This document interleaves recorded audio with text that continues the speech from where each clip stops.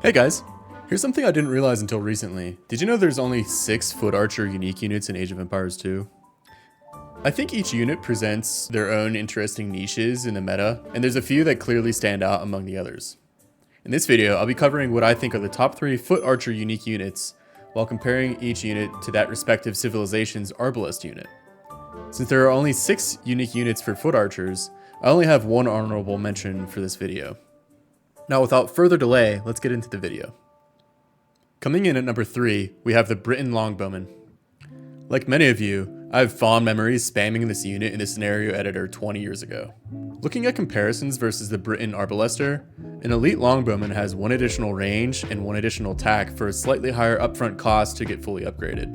Where I think the Longbowman really shines is on maps like Amazon Tunnel or Black Forest, where you have time to boom up to Imperial Age and get enough castles down to mass up a decent number of these units. At number 2, we have the Chinese Chonu. I admit I don't have a ton of experience playing as a Chinese in general, as they have a slightly more difficult Dark Age to master. However, if you're comfortable with the Chinese start, the Chonu is often a unit you will see in the late game military composition. The immediate difference between a standard Arbalest and a Chonu is that the Chonu fires a burst of 3 arrows and 5 once you get the elite upgrade. One considerable disadvantage the Chonu have compared to the Arbalester is 1 less range. Additionally, there's a much higher resource cost to get fully upgraded to the elite Chonu if you include the rocketry upgrade. With the rocketry upgrade, the Chonu deal an additional +2 attack. Because of their burst fire, the Chonu is exceptionally effective at dealing damage against high pierce armor units like siege rams, huskarls, and even buildings compared to standard archer units. Now, time for the honorable mention. For this one, I picked the Composite Bowman. Since this unit is still relatively new to Age of Empires 2, there hasn't been a decisive decision whether or not this is a unit that will have an impact in the competitive meta.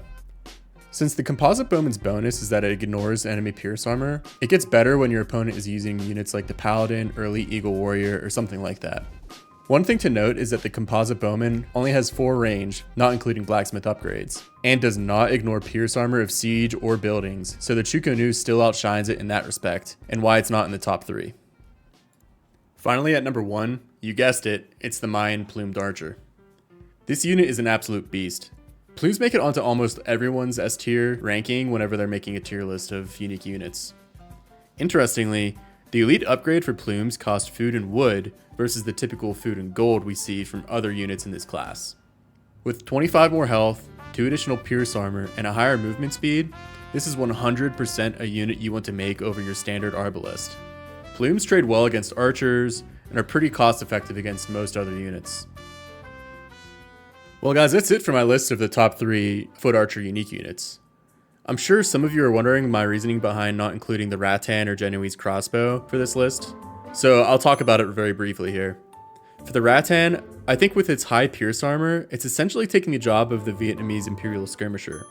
The Imperial Skirmisher being a trash unit and created from the archery range, I think the Rattan kind of loses its identity, and especially with Vietnamese Arbalests having increased HP due to their civilization bonus, the Rattan just doesn't fit on this list in my opinion. With the Genoese crossbow, I think the Composite Bowman might be taking away what used to make the Italian unique unit special. With bonus damage against cavalry, that's very strong, but when the Composite Bowman came out, it can now deal high damage to not only cavalry units, but all units with considerable amounts of armor. Well guys, that pretty much wraps up my list here.